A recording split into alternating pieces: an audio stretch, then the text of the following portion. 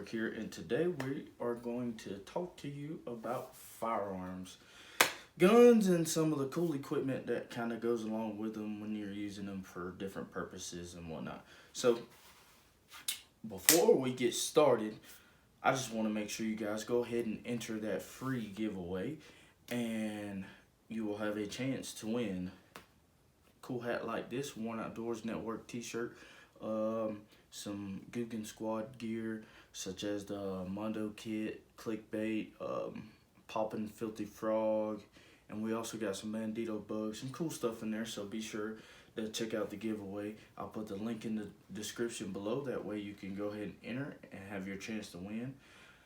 The giveaway announcement will be on March 18th. So be sure to check that out, guys. But so to pretty much kind of get started, guys, basically, so different weapon systems and different pieces of gear have different purposes and reasons for use. For instance, if I'm in or I'm gonna do a long range hunting or reconnaissance, if you kind of want to relate it there, some kind of long range scenario, I may have a setup to where I'm not carrying gear that's super heavy because obviously it's long range, a lot of walking and stuff like that. But I'm also going to have a weapon system that I can kind of reach out and touch something if I need to, as well as optics to where I can see far distances without any trouble. For instance, a spotting scope or some binoculars. That way I can kind of look out and see what's going on without moving before I have a clear picture painted in my head of what's going on. And for a weapon system, it could be something like this, this is a bolt action Savage 6.5 Creedmoor here with a Pinty scope mounted on it, and it's set up for long range. Anything beyond, which to me long range is anything that's going to be beyond, I'll say 250 to 300 yards. Anything kind of past that threshold, I personally consider long range. So that's what this is kind of set up for, as well as using that spotting scope. And when it comes to shooting longer distances, you also have to factor in knowing exactly what distance you're shooting or how far you're actually looking, which brings me to my next important item, a rangefinder. Now, you can get them pretty cheap, honestly, super inexpensive, but to me they're invaluable because that is what makes the difference when you're trying to make a 300-yard shot. And next, but no lesser important, is the little wind meter here, because the second most effect on a bullet is wind. First is gravity, obviously, which is easy to account for, but wind is something it takes time to learn to adjust for and with. So you kind of gotta pretty much spend some time on the range and get some shooting done to understand how to shoot with wind, against the wind, things like that. So and that kind of would, I would say, wrap up a little bit of the long range scenario part, whether that's hunting or a military or law enforcement style. But anything under that 250 to 300 yards or so, I would bring out my AR-15 setup, so this here is locally made here in Texas. It's a Radical Firearms R15. But anything under that yard is really pretty much, I have no problem hitting it or feeling comfortable, shooting an animal or what have you at that distance, at that range. So because I'm comfortable with my red dot, which is a prime key point when it comes to going out and being able to successfully do something in the field, whether that's shoot a deer at 300 yards or hit steel at 150. You have to practice not only actually shooting but dry firing as well. Like your basic shooting proper fundamentals and stuff, making sure like your sight alignment, sight picture is always the same, and you're prepared to go at any time, pretty much ready. Your breathing is squared away, you're not slow. You're taking your time with it because it's not nothing new. You're prepared, you've done it a million times, whether that's in your house, dry firing, or out actually like live ammo shooting. Which dry firing is simply this firearm is clear, but literally you can do it inside, outside, whatever you're comfortable with. But dry firing is literally like preparing and you get to your point.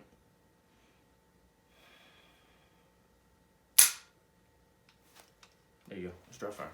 Literally just pretty much shooting without ammo. Practicing your fundamentals, making sure you can stay on target, making sure like you're practicing the penny or quarter drill, which is when you dry fire with a penny or a quarter or a nickel dime, whatever you have, on your barrel or on top of your weapon system, and you're at a set position and you pretty much just fire and get reset and keep firing without knocking that coin down. Anything I would say though under that, like maybe kind of more CQB style, which is close quarters battle, or like home defense, say someone broke into your home and stuff. There's a lot of different weapon systems that people can use, like your shotgun, or some people choose to use ARs and stuff like that. Me personally, I feel safest with a pistol because simply, number one, AR-15/M4 rounds. First of all, before I even go there, the weapon system itself, once you fire it, is pretty decently loud. So, number two, like those rounds can travel unless they hit something that's gonna like stop it. They can travel really far. Some people use shotguns, which we have some of those, but I prefer not to use those either. Not because of the noise or anything, but simply because, like, for me, those are a little bulky, and I know they make, like, the smaller home defense style ones, but I prefer just to use a pistol, honestly, because it's a lot quieter. It can be loud, but it's a lot quieter. It's not going to penetrate as far. Say if someone did break into my home and they had a weapon or whatever, and I did shoot them, that 9mm or that whatever round of your choice is not going to keep going but so far. Like it may hit a wall and boom, she's done, she stops. And not only does it not over penetrate, it's a lot more easier to maneuver with. Like I can, unless you have good training, really you can't really maneuver with firearms that well. I can maneuver with pretty much any weapon system that I have that is available to me, but I prefer the pistol in CQB scenarios because not only is it way smaller and I can kind of pretty much dictate any which way I want to go, alternate hands or whatever, clearing from one corner to the next and what have you, but it just feels more comfortable to me. And that's honestly, that's all it's about when it comes to you and firearms. You have to be comfortable with whatever you're shooting and wherever you're shooting. I understand some scenarios it's like impossible to become like 100% comfortable, like so relaxed, but you kind of have to make yourself comfortable.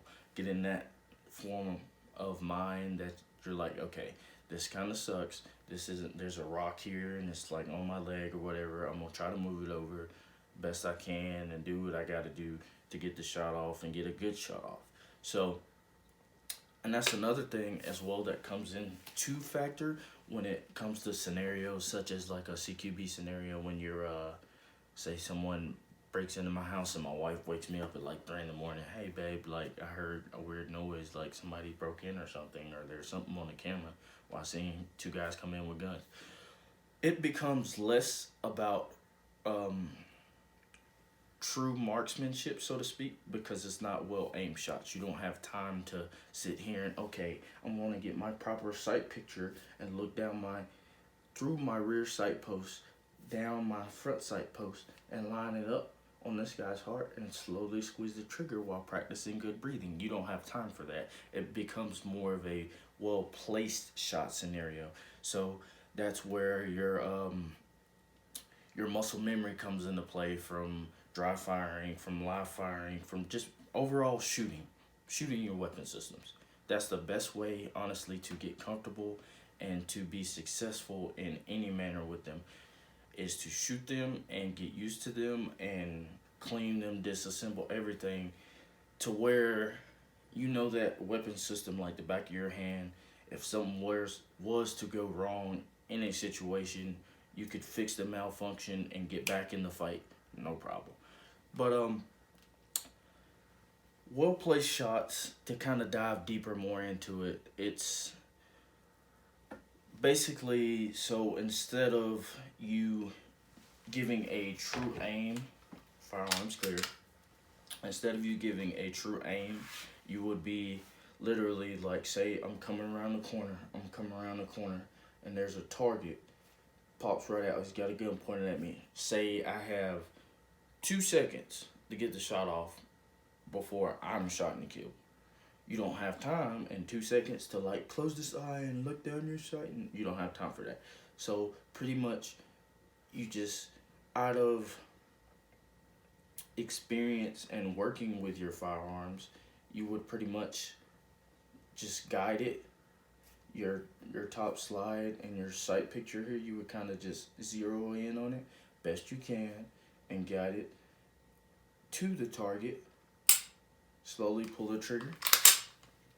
And remember, in this scenario, you're gonna pull but remain in that half cock scenario where you can let up just a little and let the trigger reset and keep going until the threat is no longer a threat and you feel safe. But yeah, honestly, well-placed shots is a whole different ball game. It comes with experience, it comes with time, it takes practice to be able to truly understand and do it.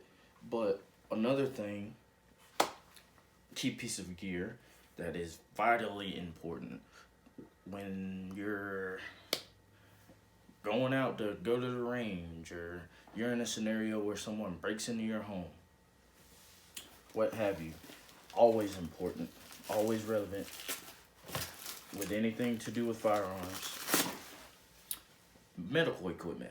Now, you don't have to have like a freaking giant bag of all kind of med gear that you have no idea what to do with, like some of the stuff you've never even heard of.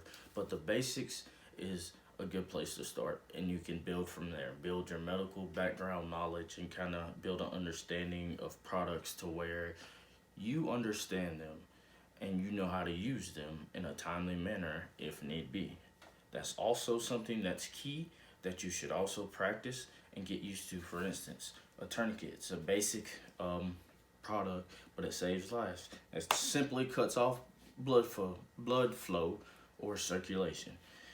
And I always keep at least like 2 with me while I'm going in a range or anything like that, going to shoot, because anything can happen, even if it's not on my end or where I'm shooting. You know, I could be in one lane and an accident happens down there. I want to be able to help if I can, basically. So simply this, I'm sure most of you already know, but a tourniquet, I have mine set up on my little gun belt here, one of them. And it sits in like behind a little, it sits on my actual med pouch that has like a little lip, and I just slide the tourniquet in that lip. So if I need it, I can literally just take it out, and I'll take my fingers here, pull it just like that, and then you'll just slide it on. Imagine doing this with one hand, but slide it on, and you will tighten all the way down.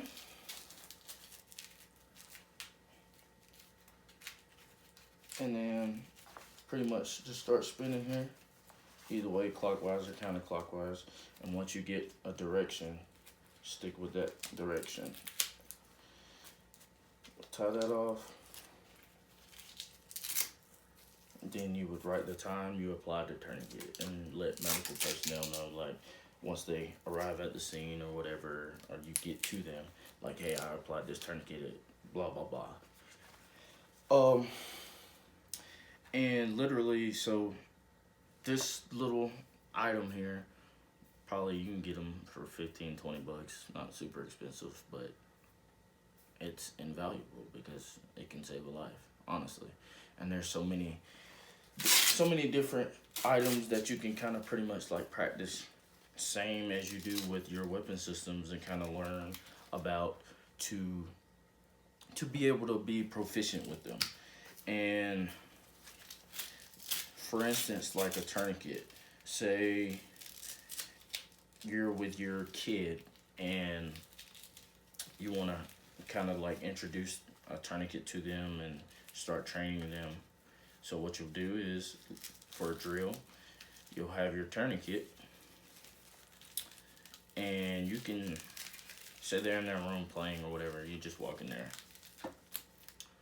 and you have a timer on your phone going or about to go. You walk in, you open the door, and you say it's your little girl. You throw the tourniquet, hey, daddy's left leg, go. Hit the timer. And then they practice applying the tourniquet and things like that. But you also need to be sure that you teach them correctly before you try to actually perform the drill.